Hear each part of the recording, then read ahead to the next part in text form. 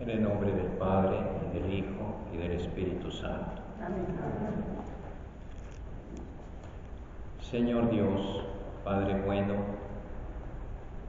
danos la fuerza de tu Espíritu Santo para ser fieles a nuestro bautismo. Concédenos ser testigos de tu amor en nuestras familias, en nuestra sociedad, en nuestro ambiente, para que viviendo en el mundo llevemos la gracia del Evangelio a todos los ámbitos de nuestra vida. Ayúdanos a ser generosos con nuestros hermanos. Santa María de Guadalupe, Reina de México, alcánzanos la gracia de la valentía y de la coherencia con nuestra fe. Amén. Amén.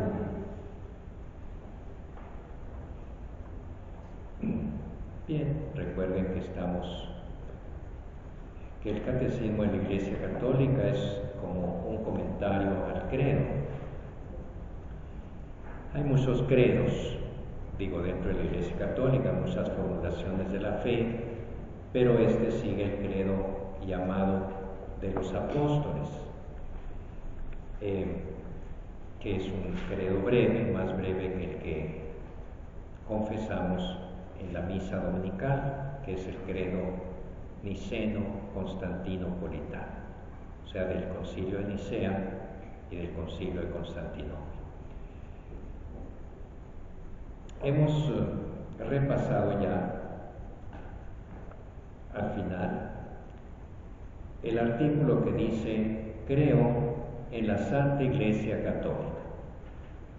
Hemos visto todo acerca de la Iglesia y al final vimos el tema de la Virgen Santísima, de la Virgen María, precisamente ubicándola dentro de la Iglesia, como parte de la Iglesia, pero al mismo tiempo como modelo de la Iglesia. Decíamos que la Virgen Santísima, que está en el cielo en cuerpo y alma, según la fe católica, es como un espejo en el que la Iglesia peregrina en este mundo se ve. Pero hagan de cuenta que una mujer fea se ve en el espejo y oh prodigio, se ve rete bonita allí. Y no porque se engañe, sino porque realmente lo que está viendo es una mujer muy bonita. Una mujer muy mala está viendo ahí en el espejo una mujer muy buena. Pues así es la Virgen Santísima. La Iglesia, al contemplarse a sí misma en el espejo de la voluntad de Dios, ve su figura ideal, como debería ser, no como es. Y como debería ser es como es la Virgen María. Y eso no despierta en la Iglesia una sensación de frustración y de enojo, sino todo lo contrario, de ánimo. Mira a qué estás llamada a ser. Eso es lo que Dios quiere de ti. Lo que María ha alcanzado ya es lo que tú debes alcanzar. Ella contó con la gracia de Dios, tú también cuentas con la gracia de Dios. Entonces María es como la figura ideal en la cual la Iglesia se contempla a sí misma, en su ideal, en lo que debería ser, y eso la anima a seguir avanzando hacia esa perfección. Sin embargo, María no está fuera de la Iglesia ni encima de la Iglesia, en el sentido de que está el Padre, el Hijo y el Espíritu Santo, María y la Iglesia, no. El Padre, el Hijo y el Espíritu Santo, como lo vemos en el credo, y la Iglesia. Y dentro del tema de Iglesia vemos a María. María es parte de la Iglesia, pero la parte más pura, más limpia y más bella. ¿Cuál es el siguiente artículo de fe del credo? Creo en el perdón de los pecados. Eso es lo que vamos a ver. Para creer en el perdón de los pecados, primero hay que creer en los pecados. Y esto no es un comentario banal, porque en el mundo hay dos maneras de librarse del pecado, una verdadera y otra falsa. Una verdadera reconociendo que existe el pecado y que yo he pecado. Reconocer, arrepentirse y pedir perdón a Dios. Ese es el remedio del pecado. La otra forma de liberarse del pecado, que es una liberación entre comillas, es negar. No existe el pecado. Como si decir no existe ya eso fuera a hacer que el pecado no exista. En nuestro mundo secularizado, o sea, sin fe, se tiende a negar el pecado. ¿Pero en qué sentido se niega el pecado? Obviamente el pecado no se puede negar, nadie lo puede negar si es un poco sensato, con sentido común, con un mínimo de realismo. Un asesinato, un robo, un adulterio. Cualquiera ve que eso está mal, cualquiera ve que eso hace sufrir, pero no se descubre como pecado, sino como una imperfección de la naturaleza humana, y el hombre trata de librarse de ella de la mejor manera posible, o incluso ni siquiera quiere librarse de ella. Eso es una manera falsa de remediar esa realidad trágica del pecado. Creo en el perdón de los pecados. En el perdón de los pecados están involucradas las tres personas de la Santísima Trinidad. Antes decíamos que el pecado, desde el punto de vista de la fe cristiana, incluso judía, antes del Cristo en el Antiguo Testamento, tiene una dimensión teológica, o sea, tiene que ver con las relaciones del hombre con Dios. Y ahí vemos por qué se niega el pecado, porque se niega a Dios. Si no existe Dios, ¿delante de quién voy a ser responsable? Pues delante de mí mismo, delante de mi esposa, a la que ofendí, delante de fulano al que robé, delante de la policía o del juez que me va a juzgar, pero todo queda allí en ese plano inmanente, interior a este mundo. Mientras que para el creyente en Dios, el pecado tiene una dimensión, un alcance, o podemos decir mejor, una trascendencia ilimitada, infinita, puesto que involucra a Dios, tiene que ver con Dios, ofende a Dios, me aleja de Dios. Entonces el pecado no hay que tomarlo tan a la ligera. Como dice ese tango, yo tengo un pecado nuevo que quiero estrenar contigo. Pues no, nada de tangos. El pecado es una realidad demasiado trágica para tomarla de esa manera. El pecado es el origen del sufrimiento humano, el origen de la enfermedad y de la muerte.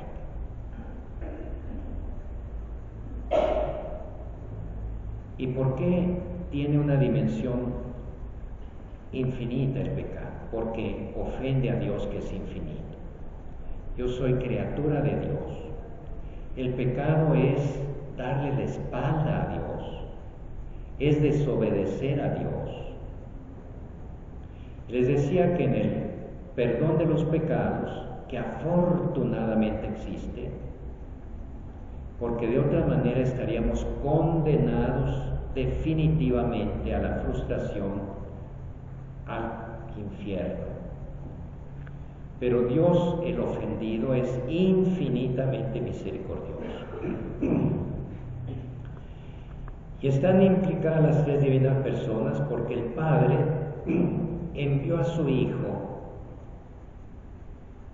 como ya lo hemos visto, al hablar de la redención, al hablar de la muerte de Cristo en la cruz, al hablar del sentido que tiene ese sacrificio de Cristo en la cruz, de ese Cristo que es verdadero hombre y verdadero Dios, que como hombre se entregó en sustitución de nosotros a esa condena, porque finalmente la condena de Cristo en la cruz es nuestra condena al infierno, pero Él tomó nuestro lugar.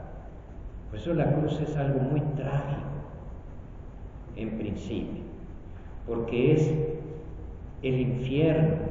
Jesús fue condenado, está allí olvidado de Dios. ¿Por qué, Padre, me has abandonado? Sintió el abandono de Dios, sintió el infierno espiritualmente y externamente en un cuerpo destrozado. Eso lo hizo en sustitución, tomando el lugar de todos los que merecíamos eso.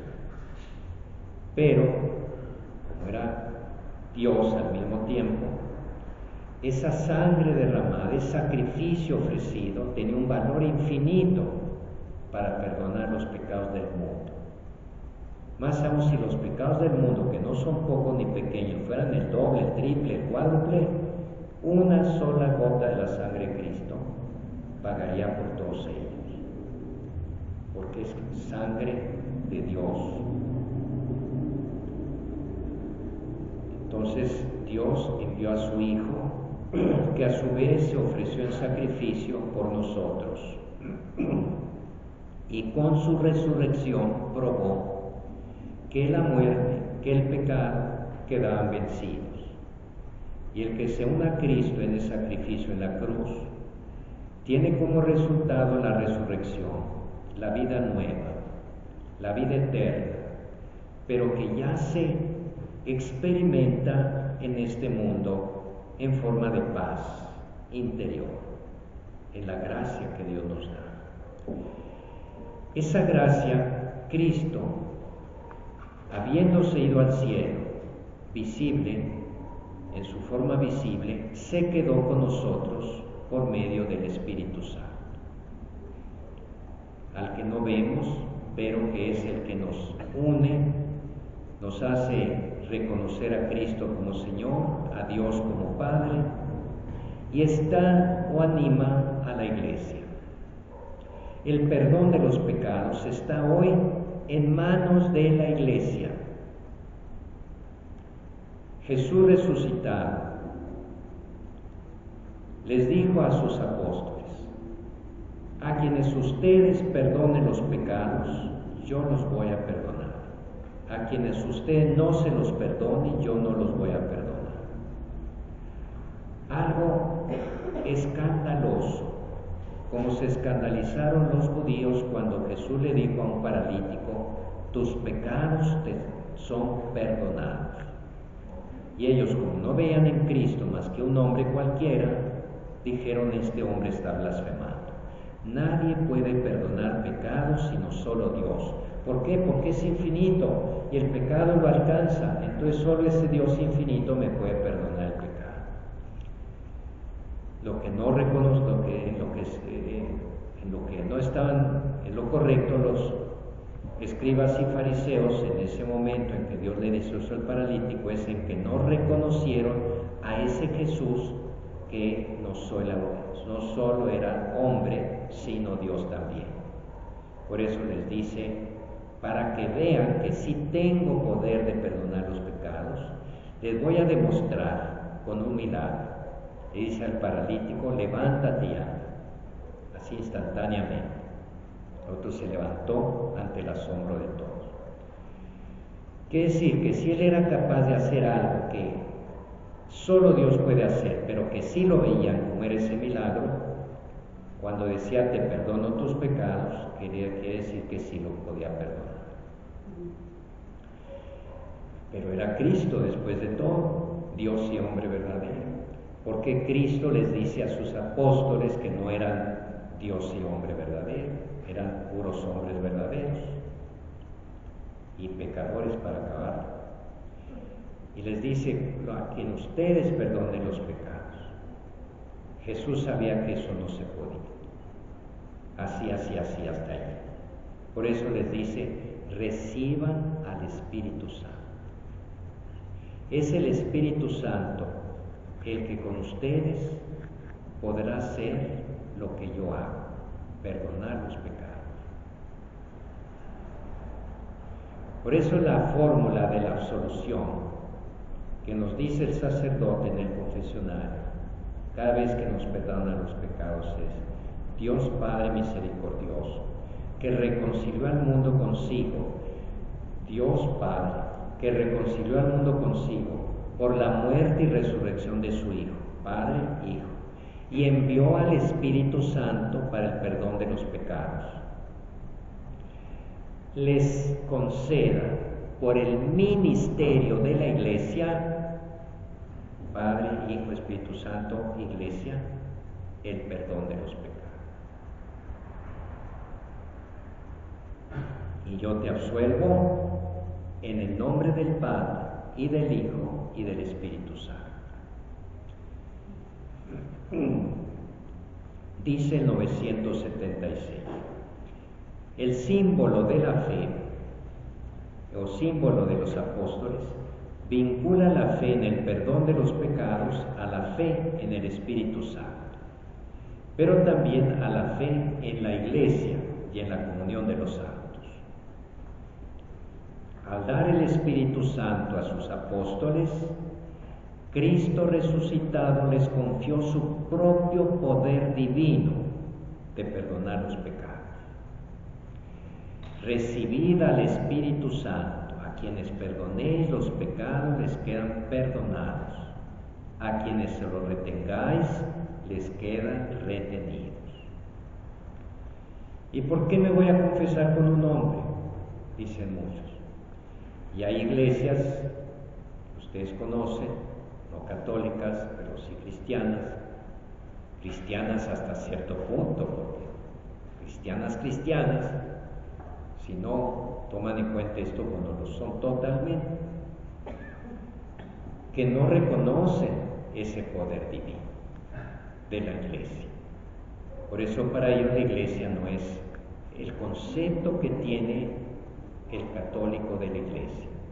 Para el católico, la Iglesia, representada en sus pastores legítimamente ordenados, tiene poder, pero no como el poder de este mundo, sino poder divino de salvar, de perdonar los pecados. Y esos otros cristianos dicen, no, yo me confieso con Dios. Le están enmendando la plana a Jesucristo, como diciendo, Jesucristo, te equivocaste, yo no me voy a confesar con esos, yo me confieso directamente contigo o con tu Padre Dios. Y Jesús vuelve a decir, ve a confesarte con el sacerdote, como le dijo a los leprosos, vayan y preséntense al sacerdote, en otro contexto, pero en este, que es simbolizado por aquel, es lo mismo, ve a presentarse al sacerdote. No es que yo me presento con Dios, ve a presentarte con el sacerdote. ¿Por qué haría eso Jesús? ¿Y por qué no dijo, pues confiésense directamente con Dios y colorín colorado? Porque Jesús, aparte de ser hombre, aparte de ser Dios, era muy listo. Tal vez por ser Dios, o tal vez por ser un hombre muy listo, pero era muy listo. Y dijo, no, hay el peligro de que el pecador caiga en el subjetivismo. O sea, lo que a él se le ocurre, eso va a ser. Y lo va a llevar a manipular a Dios. Mientras que es más fácil manipular a Dios, perdonen ustedes, que al sacerdote. No es porque a Dios se le pueda manipular, sino que él piensa que lo va a manipular, que va a hacer que Dios diga lo que él quiere, y al sacerdote no. Puede ser que alguna vez sí, ¿verdad? Que se lo haga tonto, pero en general es una instancia visible, concreta, allí delante de él, al que está diciendo sus pecados, y que va a juzgar si está arrepentido o no, si tiene que resarcir, si tiene que reparar el daño, etcétera, etcétera. Y Dios no me lo va a decir. Y no me lo va a decir en primer lugar porque Él no habla con cada quien de esa manera, y también porque para eso dejó a los apóstoles. Por eso es muy importante, en general, pertenecer a la Iglesia para tener una relación correcta con Dios. Del otro modo uno corre el peligro, tiene el riesgo de imaginarse a Dios como uno quiera, de manipularlo, de finalmente adorarse a sí mismo.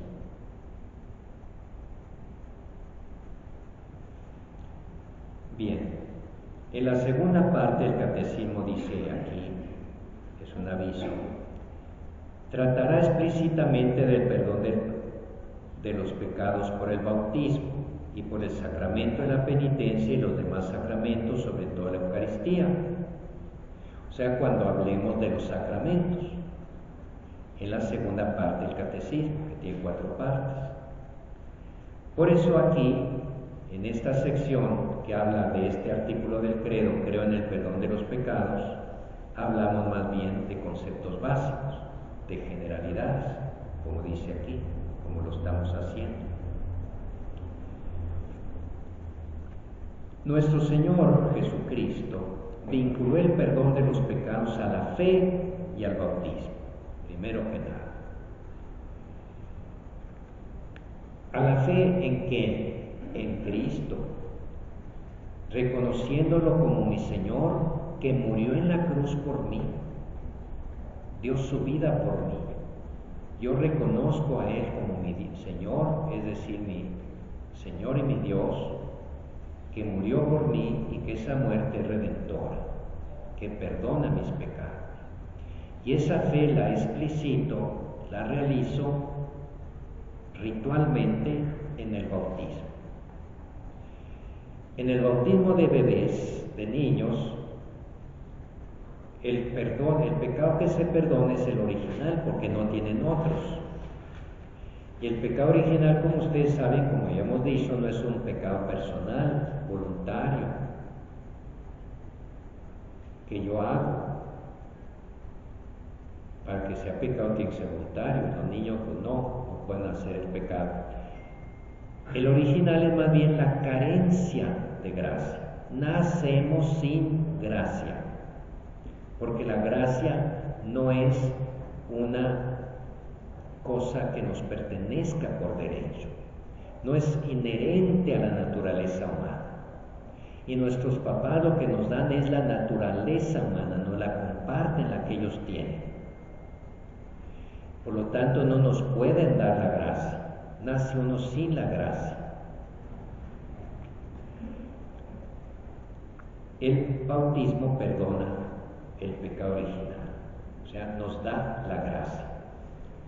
Pero si uno se bautiza ya adulto, de 20, 30, 40, 50 años, en la Pascua generalmente se bautizan muchos adultos. En cada Pascua, en esta Pascua pasada, en muchos países hubo maravillosos bautismos de adultos, en Estados Unidos, en Francia, en Inglaterra, sobre todo en países no tradicionalmente católicos. En los otros, aunque ya no crean nada, pero por lo menos fueron bautizados, ya no se bautizan. En ese caso, que tienen el pecado original y que tienen pecados personales, que han hecho ellos voluntariamente, libremente, han hecho el mal, se dieron cuenta que lo hacían, etc., el bautismo les perdona los pecados. Ese fulano de 30 o 40 años sale limpiecito. ¡Qué dicha! El bautismo le perdona todo. ¿Por qué? Por la sencilla razón que el bautismo es unirse a Cristo en su muerte y resurrección. Es algo parecido al buen ladrón, que con tanta fe, con tanto amor, teniendo a Cristo allí, a punto de morir los dos, se entregó a Él de todo corazón, aceptando su propia muerte, unida a la de Cristo por expiación de sus pecados. Su propia muerte no lo hubiera expiado ningún pecado, que no valía su muerte para tanto, pero unida a la de Cristo sí. Entonces nosotros en el bautismo, unidos a Cristo, se perdonan todos los pecados y renacemos a una vida nueva ya desde ahora, no solo para después de la muerte.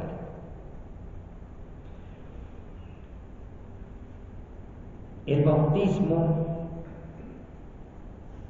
como dice Jesús, ir por todo el mundo y proclamar la buena nueva a toda la creación. El que crea y sea bautizado se salvará. El bautismo es el primero y principal sacramento del perdón de los pecados, porque nos une a Cristo muerto por nuestros pecados y resucitado para nuestra justificación, a fin de que vivamos una vida nueva. En el momento en que hacemos nuestra primera profesión de fe, al recibir el santo bautismo que nos purifica, es tan pleno y tan completo el perdón que recibimos que no nos queda absolutamente nada por borrar. O sea, se perdona, como se dice, la culpa y la pena. La culpa que nos hace merecer el infierno y la pena que es el tener que resarcir todo lo que hemos hecho de mal. Todo está perdonado allí. Sea de la falta original, sea de las faltas cometidas por nuestra propia voluntad, ni ninguna pena que sufrir para expiar. Sin embargo, la gracia del bautismo no nos hace perfectos. Sigue la persona con sus debilidades de naturaleza, lo que se llama la concupiscencia. Pero eso nos lo ha dejado el Señor para que luchemos en ese combate de la fe toda nuestra vida para optar por Dios. Todavía tenemos que combatir los movimientos de la concupiscencia que no cesan de llevarnos al mal. En este combate contra la inclinación al mal, ¿quién será lo suficientemente valiente y vigilante para evitar toda herida del pecado? Y por eso, después del bautismo, como seguimos siendo débiles, volvemos a pecar. Hay santos que después de su bautismo, ya sea de bebés o de grandes, no volvieron a pecar, por lo menos gravemente. Pero no es el caso de la mayoría. Todos fuimos bautizados, se nos perdonó el pecado original, si cuando nos bautizaron grandes se nos perdonaron todos los pecados, pero desgraciadamente, como estamos inclinados al mal, no hago el bien que quiero, sino el mal que no quiero, como dice San Pablo. Veo el bien, me parece bueno, pero nada que acabo haciendo el mal. Esa es la tragedia de la libertad humana, de la debilidad humana. Y entonces el Señor nos ha dejado un segundo bautismo, que sí se puede repetir, porque el primer bautismo no se puede repetir. El bautismo fue mortal, bautizado para siempre. Pero el segundo bautismo, que es el sacramento de la penitencia, lo podemos repetir cuantas veces queramos y necesitemos.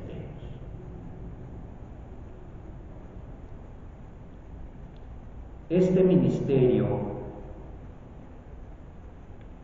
es el que se llama el poder de las llaves. Por medio del sacramento de la penitencia, el bautizado puede reconciliarse con Dios y con la Iglesia. Como le decía una mamá al niño, pídele perdón a tu tía Lupe. ¿Por qué le dijiste esa palabra? Bueno, tía Lupe, perdona, pero pídele perdón a Dios. No sea Dios, yo no le dije nada. Es que cualquier cosa que hagamos con un hijo de Dios o con una criatura de Dios, Dios es el ofendido también. Entonces hay que pedir perdón a Dios y a la Iglesia, porque les decía que en la Iglesia todos somos como vasos comunicantes en química. Esos vasos como tubos de ensayo, pero que por debajo están comunicados. Es uno agua en uno y sube otra por todos los vasos. Así es, cuando yo me santifico, santifico a toda la Iglesia. Cuando yo peco, afecto a toda la Iglesia, porque la Iglesia es un cuerpo. Si a mí me dan un pisotón en un pie, en el dedo gordo, todo mi cuerpo se cimbra. Como aquella señora que fue con el médico y le dijo, pues no sé qué me pasa, me toco aquí, me duele, me toco aquí, me duele, me toco acá, me duele. A ver, deje ver su dedo. No, pues es que lo trae quebrado.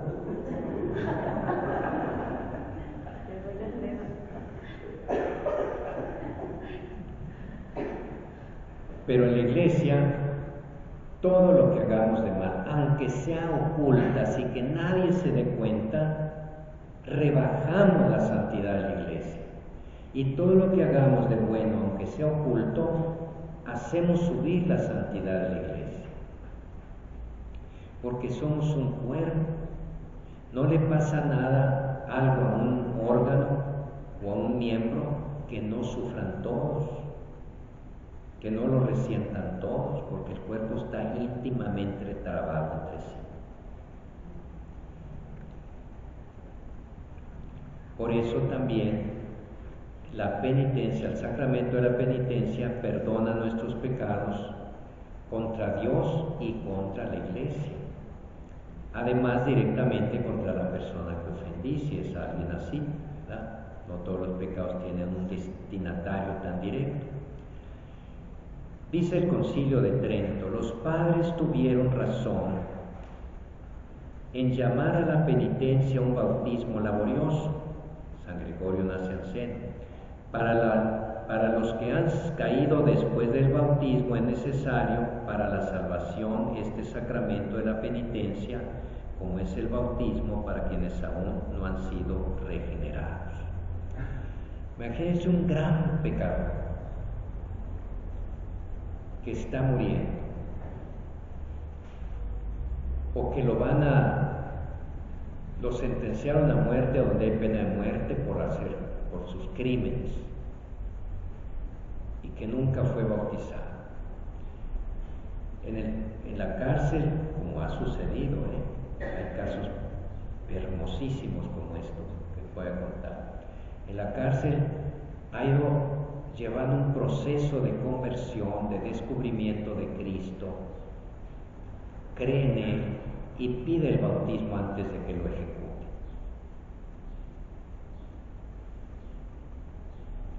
Se va al cielo. ¿Pero por qué yo no?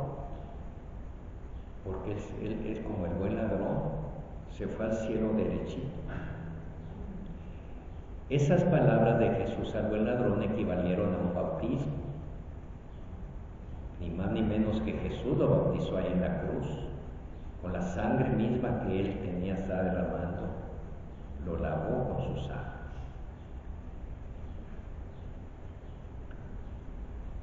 A ese poder que tiene la Iglesia, que le dejó a los apóstoles, se llama el poder de las llaves.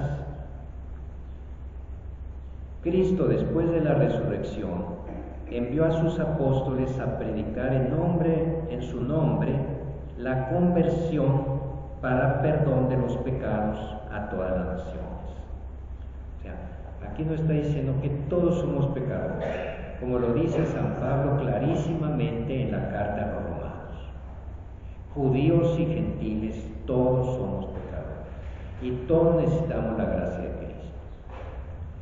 Este ministerio de la reconciliación, como le llama San Pablo en la segunda carta a los Corintios, no lo cumplieron los apóstoles y sus sucesores anunciando solamente a los hombres el perdón de Dios merecido por nosotros, por Cristo, para nosotros por Cristo, y llamándoles a la conversión y a la fe, sino, o sea, no solo por la predicación, claro, la predicación del Evangelio despierte en nosotros la fe en Cristo y el arrepentimiento de nuestros pecados, pero también comunicando la remisión de los pecados por el bautismo o por el perdón del sacramento de la penitencia.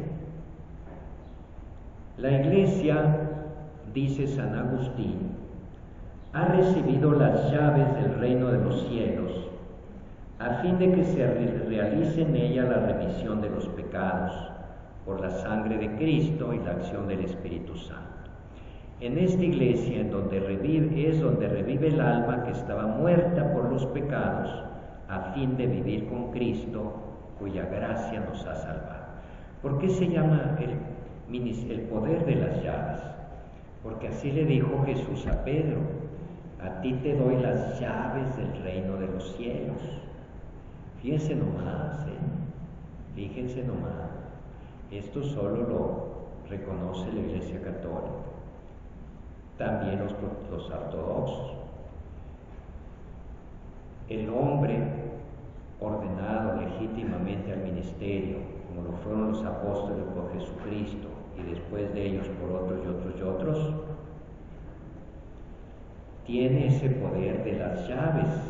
A ti te daré las llaves. Claro, el principal posesor o depositario de ese poder de las llaves es el de Pedro y los sucesores de Pedro, que son el Papa. Pero, así como le dijo a Pedro, también se los dijo a los demás apóstoles. ¿Por qué se lo dijo de una manera especial? Para que tuviera un lugar especial, una autoridad especial, pero todos los apóstoles la tenían, el poder de perdonar los pecados.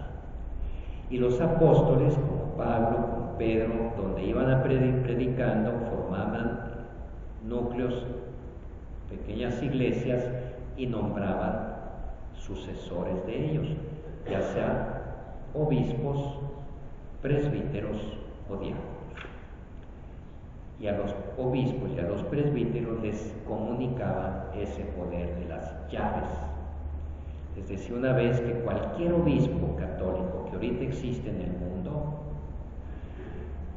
podría, eso ya no es cuestión de fe, es cuestión de investigación histórica, podría trazar su origen hasta los apóstoles. A mí me ordenó fulano, a él sultano, así, hasta atrás, tendríamos que llegar a los apóstoles. Nunca sucedió, porque la Iglesia no lo hubiera permitido que alguien dijera: yo soy obispo. Si no lo conocían y no enseñaba sus cartas credenciales de quién lo ordenó, no le reconocían su ordenación. No como en algunas iglesias no católicas que alguien dice: yo soy obispo, por su cuenta. Él se ordena a sí mismo. Entonces es la transmisión del poder de las llaves. No hay ninguna falta, por grave que sea, que la Iglesia no pueda perdonar. Y entonces, ¿por qué Cristo habla de un pecado que no se puede perdonar? Ni en este mundo, dice, ni en el otro. Hay un pecado que no puede perdonar Dios. por lo tanto la iglesia tampoco. ¿Cuál es? La resistencia, o sea, el no arrepentirse. Algunos dicen, no, todo el mundo se va a ir al cielo, el infierno no existe y todos se van al cielo. Pues eso quiere decir que no hay un pecado que Dios no pueda perdonar, que es la resistencia a la misericordia de Dios, el no arrepentirse. Y Jesús dijo, no, el que no se arrepiente, ni Dios lo puede perdonar. ¿Cómo es que ni Dios lo puede perdonar? Es que el perdón está ligado al arrepentimiento. Si uno no se arrepiente, ¿cómo me van a perdonar? No se puede. Dios respeta nuestra libertad. Sería una imposición abusiva el darle la salvación a alguien que no la quiere. Pero fuera de eso, cualquier pecado del que el hombre se arrepienta sinceramente y acepte a Jesucristo como su Salvador y su Redentor, cualquier pecado, hasta el del pozolero, aquel sicario que deshacía los cuerpos de las víctimas en pozos de ácido, en tambos de ácido. Imagínense qué criminales tan bestiales, tan brutales. Bueno, si él se arrepiente, entonces se moriría. Dios lo perdona. Porque la sangre de Cristo tiene poder infinito. La única limitación para ese poder infinito está en la libertad humana. No quiero que me perdone, no me arrepiento, no creo en ti, te rechazo. Y Dios lo deja en manos de su propio destino, en manos de su propia decisión. Porque Él, cuando nos perdona, nos invita, no nos obliga. Dice el Catecismo Romano, aquí cita mucho al Catecismo Romano, ya les he dicho que este es el Catecismo del Concilio Vaticano II, Catecismo Romano, el catecismo que se hizo después del Catecismo de Trento, y es muy hermoso y nos da una seguridad de cómo la Iglesia se ha mantenido fiel a la misma doctrina y a la misma fe, que el Catecismo hecho en el siglo XVI, hoy lo cita el Catecismo del siglo XX continuamente, como autoridad, como una forma como un testimonio de permanencia en la misma fe. Dice el Catecismo Romano, no hay nadie tan perverso y tan culpable que no debe esperar con confianza su perdón de Dios, siempre que su arrepentimiento sea sincero. Cristo, que ha muerto por todos los hombres, quiere que en su iglesia estén siempre abiertas las puertas del perdón a cualquiera que vuelva del pecado. Así sea el sicario más cruel, el narcotraficante más odioso, si se arrepiente, se le perdona. La catequesis se esforzará por avivar y nutrir en los fieles la fe en la grandeza incomparable del don que Cristo resucitado ha hecho a su iglesia. El sacerdote con que me confieso, y aquí en San Lorenzo sucede con demasiada frecuencia, puede ser más pecador que el que se va a confesar con él. Y sin embargo, esa absolución de ese sacerdote no es en beneficio de él. Cristo la dejó en beneficio del que se va a confesar. Uno no tiene que ir pensando, oye, qué pecados tendrá este sacerdote. Mira, no te metas en eso. Es un instrumento para tu perdón, para que tú recuperes la gracia. Si él no la recupera o no la tiene, o ya él sabrá delante de Dios lo que tendrá que hacer. Pero tú sales perdonado.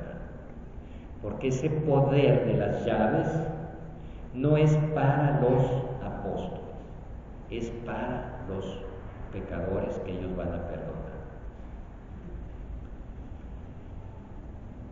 Entonces en la catequesis tenemos que insistir mucho en la misericordia de Dios. Vives in misericordia, así se llama una encíclica del Papa Juan Pablo II, rico en misericordia, que es Dios.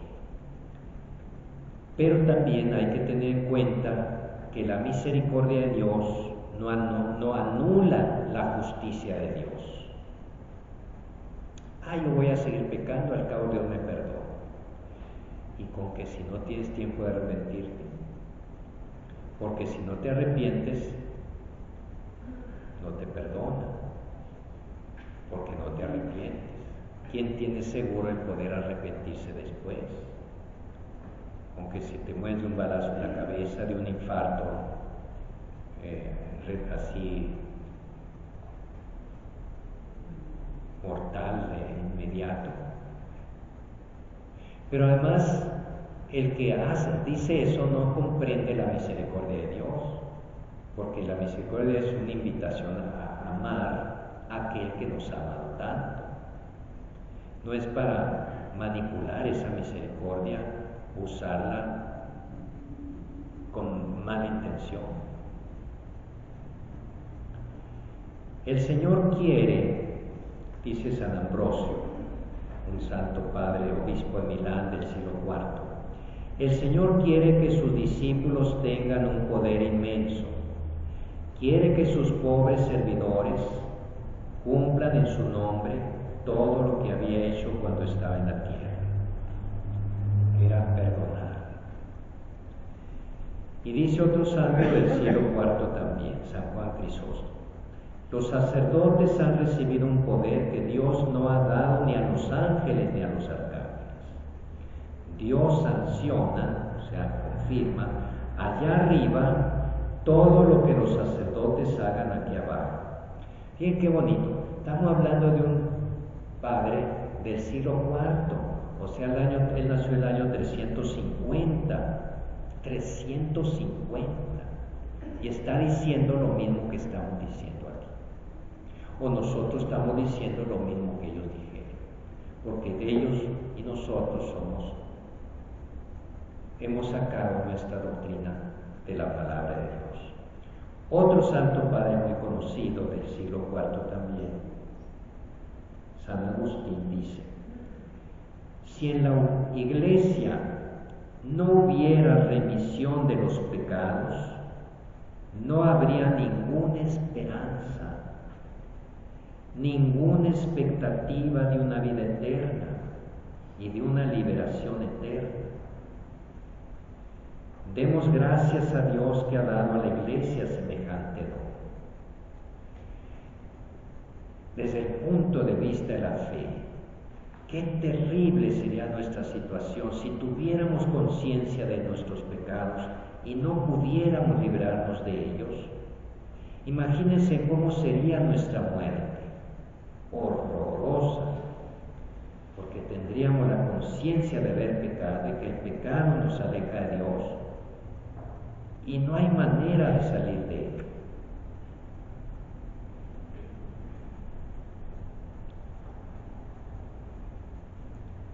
Como aquel señor que había cometido un gran pecado y no lo dejaba en paz la conciencia, no dormía, comenzó a adelgazar, fue con psicólogos, les contó todo, le ayudaron, pero seguía con el peso. Fue con psiquiatras, fue con consejeros, fue con limpias, chamanes y todo, y seguía con el peso del pecado. Y un día dijo: oyó hablar de los sacerdotes, perdonar pecados. Entonces fue y confesó todo el pecado. Y el sacerdote le dijo: ¿y qué más? Ese qué más le hizo ver que que podía librarse de su pecado. Está esperando a ver qué más le iba a perdonar. Pero ¿cómo que más si he hecho todo esto? resuelvo en el nombre del Padre. Y salió sin ese peso terrible de encima. Solo el perdón sacramental nos puede librar realmente del pecado.